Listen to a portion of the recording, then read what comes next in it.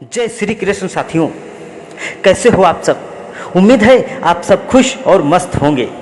साथियों, हमारे YouTube channel time of mythology में आपका एक बार फिर दिल से स्वागत है। साथियों, सुलोचना रावण के पुत्र मेघनाथ की पत्नी और भगवान विष्णु की सेवा में लगे शेषनाग वासुकी की पुत्री थी। चूंकि लक्ष्मण को शेषनाग का अवतार कहा गया है, इसीलिए सुलोचना के पिता व मेघनाथ के ससुर भी हुए। सुलोचना को नाग कन्या भी कहा जाता है। कुछ कथाओं के अनुसार उसका नाम प्रमिला भी बताया गया है।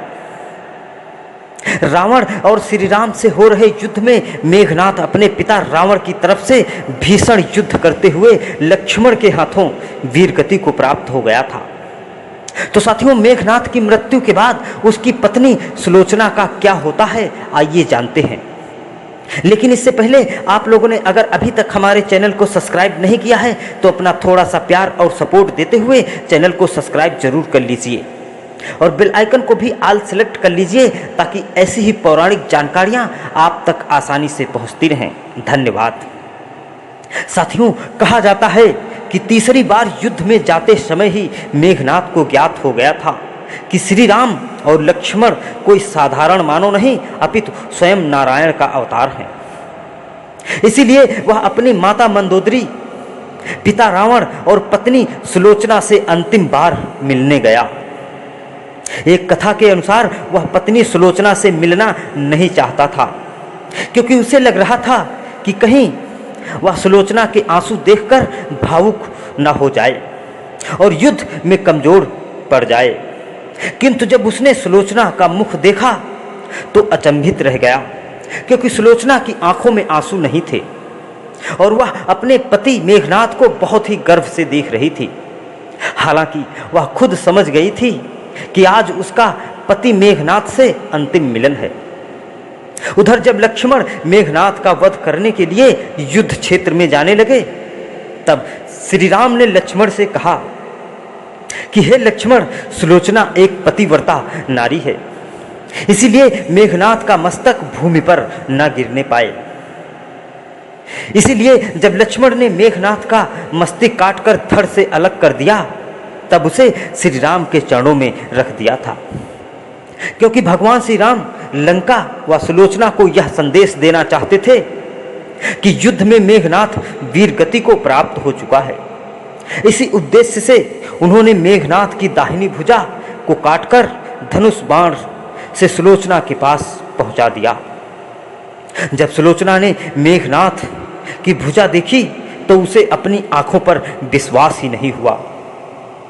तब उसने उस भुजा से युद्ध का सारा वृतांत लिखने को कहा। उसके बाद अपने ही रक्त से मेघनाथ की भुजा ने युद्ध में घटित सारी घटना का वृत्तांत सुलोचना को लिखकर बता दिया। इसके बाद सुलोचना अपने पति की भुजा लेकर रावण के पास पहुंची। वह उनसे अपने पति के साथ सती होने की आज्ञा मांगी। रावण ने उसे यह आज्ञा दे दी, किंतु पति के सिर के बिना वह सती नहीं हो सकती थी। इसीलिए उसने रावण से मेघनाथ के धड़ की मांग की, किंतु रावण ने शत्रु के सामने याचना करने से मना कर दिया। चूंकि श्री राम एक मर्यादा पुरुष थे व उनकी सेना में ऐसे अनेक धर्मात्मा थे, इसीलिए उसने सुलोचना को स्वयं ही राम के पास जाकर मेघनाथ का मस्तक लेकर आने की आज्ञा दे दी। फिर उसके बाद सुलोचना भगवान श्री राम के शिविर में अपने पति मेघनाथ का सिर लेने स्वयं पहुंच जाती है। जब सुलोचना भगवान श्री राम के पास पहुंची तो भगवान श्री राम द्वारा उसका उचित सम्मान किया गया। सुलोचना ने श्री राम व लक्ष्मण को प्रणाम करते हुए विनय पूर्वक अपने पति का मस्तक मांगा। श्री राम ने भी बिना देरी किए हुए सुलोचना को उसके पति का सिर दे दिया था। साथियों, एक कथा के अनुसार यह भी कहा जाता है कि सुलोचना जब अपने पति मेघनाथ का सिर लेने श्री राम के शिविर पर जाती है और यह बताते हुए कहती है कि उसके पति की भुजा ने लिखकर बताया है कि उसका सिर लक्ष्मण द्वारा काटा गया है और श्री राम के पास है, तो यह सुनकर सुग्रीव समेत सारी वानर सेना हतप्रस्त रह जाती है। वह उन्होंने सुलोचना से पतिव्रत धर्म की परीक्षा लेते हुए कहा कि उसके पतिव्रत धर्म में इतनी शक्ति है तो वह इस कटे हुए सिर को पहले हंसा कर दिखाए। यह सुनकर सुलोचना ने अपने पतिव्रत धर्म की आन देते हुए उस मस्तिष्क को हंसने के लिए कहती है। सुलोचना की बात सुनकर वह कटा हुआ मस्तिष्क जोर जोर से हंसने लगा। यह देख सुग्रीव समेत वहां उपस्थित सभी वानरगण आश्चर्य में पड़ जाते हैं, किंतु भगवान श्री राम सुलोचना के इस स्वभाव व शक्ति से भली भांति पहले ही परिचित थे। जिसके बाद सुलोचना अपने पति का कटा हुआ सिर लेकर लंका आ जाती है और समुद्र किनारे जहां अन्य सैनिकों के साथ मेघनाथ की भी चिता सजाई गई थी, सुलोचना उस चिता की अग्नि में अपने पति का सिर हाथ में लेकर सती हो जाती है और धर्म इतिहास में हमेशा के लिए सती सुलोचना के नाम से अमर हो जाती है।